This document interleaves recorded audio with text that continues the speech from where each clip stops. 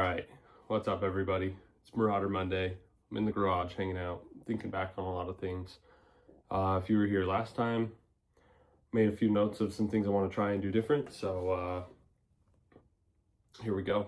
This is the first part of that. And before we get into any of that, Marauder part. So here we go. Take my phone off my fancy tripod stand. Moab Diner, by the way, C10 retreat, Red Rock retreat this weekend in Moab. Go check out the Moab Diner. They'll put green chili verde sauce on pretty much anything on their menu. It's amazing. Just dropped off that toolbox to Justin last week for this Red Rock retreat. If you haven't seen it, go check out my Instagram page. It's going for a charitable cause this week. Suspension's off, fuel tank's out. Got a few last welds to clean up, a few more holes to just fill on the side of the frame rails, get those smoothed out, and like I said, get the DA and wire wheel out, clean off some of this rust that I caused for myself, patinaing some custom paint stuff in the garage next to my freshly blasted frame. Ended up buying a Tremec 5-speed TKX from my old boss. It's going in here, so I'm gonna get the frame rails painted, suspension, 4-link brackets mounted and everything, and then we'll go ahead and get that other transmission in before I finalize everything on this rear axle. So in case I need to cut these back off and reposition them for driveline angle and everything with the Tremec. Cue the debate. Is it Tremec or Tremec? Learn another language and you never say things right ever again. In a little bit longer. So anyway, that's where the truck is. Hoping to have these frame rails painted within the next week or two. So anyway, that's where the truck is. All sorts of stuff going on. Need to clean up in here. Trying to get ready for UVU this weekend. Getting a bunch of stuff pinstriped. So turn this back around.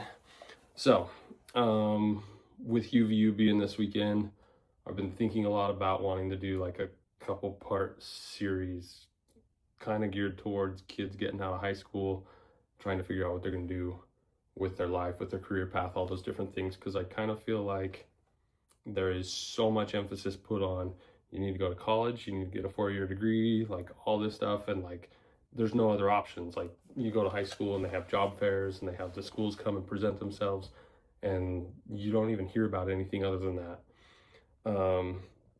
So on that note, there are multiple options.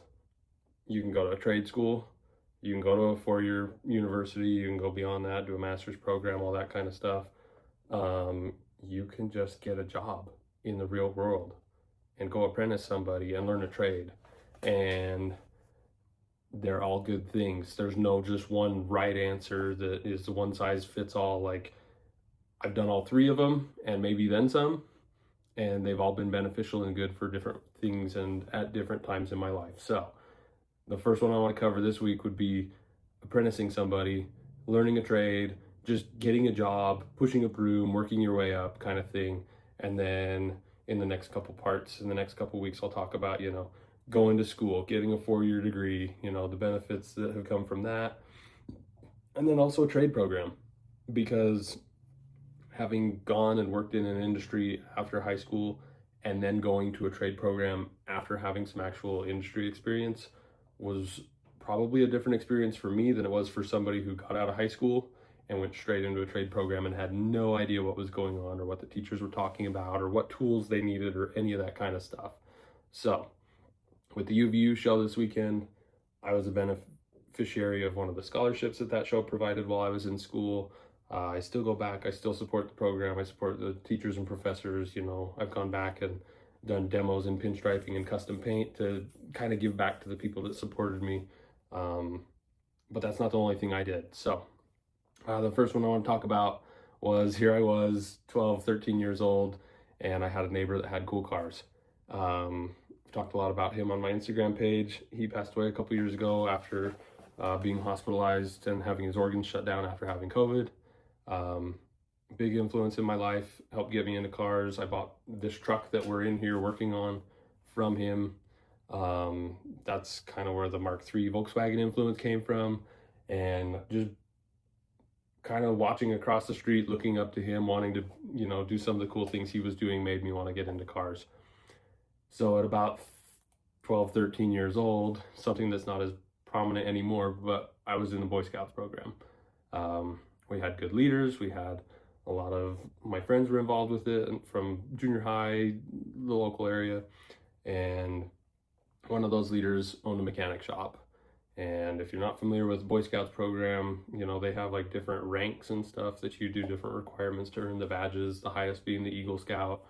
But there's all these other different merit badges they call, and there was one for auto mechanics, but it's they cover all sorts of different topics, but it's a really kind of a interesting introduction to all sorts of different trades. You go to summer camp and there's different badges that are only at summer camp. You go to do some other things, but our scout leader took us to his shop on a monthly basis to work on the auto mechanics or the auto repair merit badge, whatever it was called at the time. And there was a checklist of things. You had to work with somebody to learn what the brake components on a car were, what the difference between disc brakes and drum brakes were, what a brake shoe was, what a brake pad was. And there was like a worksheet that you filled out, and we'd get dinner on a Friday night and we'd go learn about this stuff in the office, and then we'd go out in the shop and we'd do it. And sometimes as we got older and we had our own cars, we would like learn this on one of the other scouts' cars or whichever. But it started taking this concept of something in the classroom or something in the office, and we're seeing pictures of it on a whiteboard, and then going and actually doing it hands-on, seeing what tools you need to do it, what kind of parts are involved, and it just, you start getting that hands-on experience through programs like that, through like Boy Scouts. There's other like local groups and activities that do things like that to introduce you to something. We did another one through that same thing for welding, just all sorts of different stuff. So then after you achieve all the requirements for this merit badge, then you're done with it. But this particular scoutmaster that I had, then he started seeing if I wanted to come work for a few hours during the days over the summer while I was out of school. So I started sweeping the floors and pulling weeds out in front of the shop when I was 14 for 15. Had to either ride my bike there or have my parents drop me off. And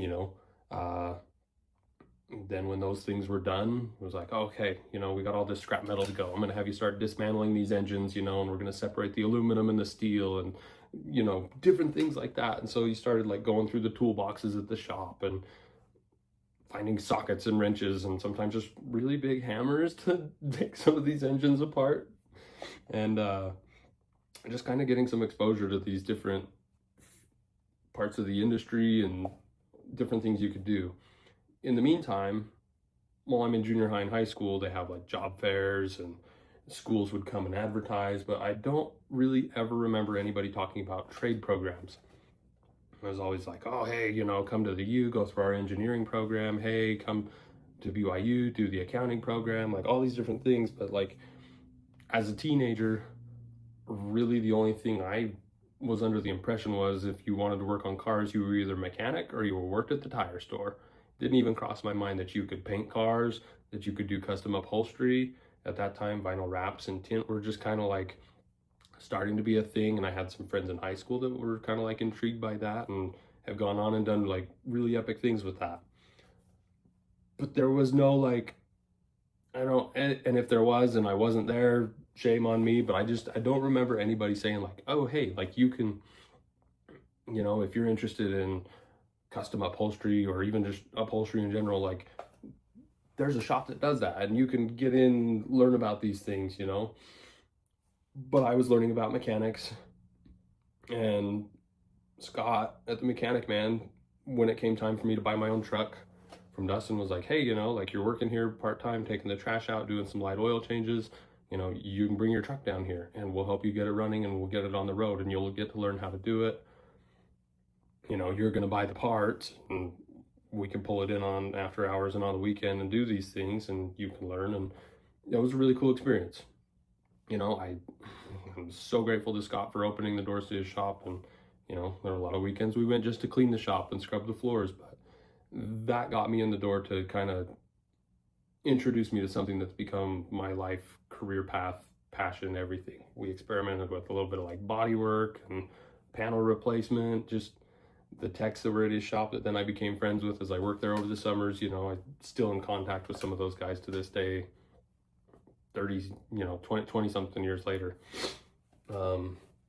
Just cool experience. So then towards the end of high school, I was in a lot of like honors and AP classes, and I just couldn't put in the time to do the homework. I did not want to get the good grades. I was worried about playing my guitar and working on my truck and going out cruising with my friends on the weekend. And with that, grades were suffering. I didn't put in time to apply to schools. I didn't apply for scholarships, and all these different things started just kind of slipping through the cracks. And it was like, well, sheesh, I'm not doing my homework now. Why am I going to go pay money to go to school and not do homework?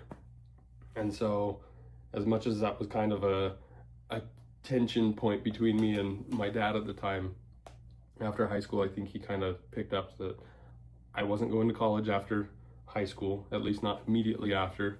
And even though my mom always told me, like, you're going to college, like you have to go. I was like, what if I never go? She's like, oh, you're going. And then just wasn't on my to-do list. I had friends from high school that got full ride scholarships that were turning around looking at me that summer we graduated, and they're looking down on me like, oh, hey, you're not going to school, like, you're stupid, like, why would you ever do that? Like, aren't you thinking about your future, all these things? And at the time, it didn't make sense. Why was I going to go waste my time when I already knew I wasn't doing homework in high school? I'm not going to go do it now. So fast forward towards, it must have been right after high school graduation.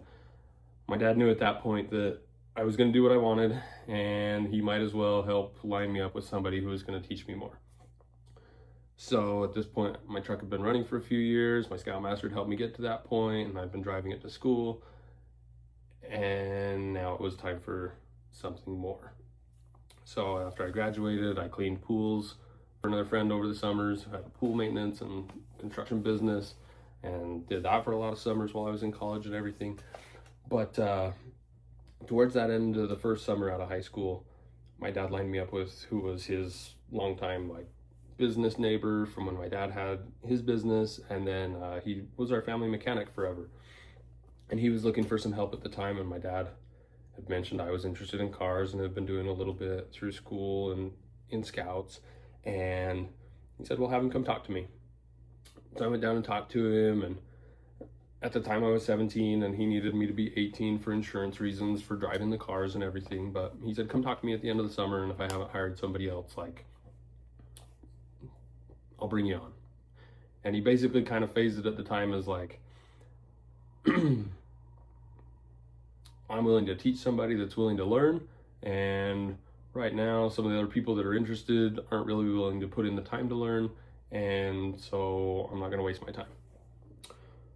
So end of the summer I went back. He hadn't hired anybody, and thus began my full-time pursuit in the automotive industry as a mechanic's apprentice. All right, so in the interest of trying to keep these to a nice time limit, I'm going to cap this one right here, realizing that I also probably have another little divider to put in here as opposed to just apprenticing, trade school, and then 4-year college, university type work. So we're going to leave that one right here, and then we'll come back for part 2, and we'll move on to the next part. So anyway, follow for the next part.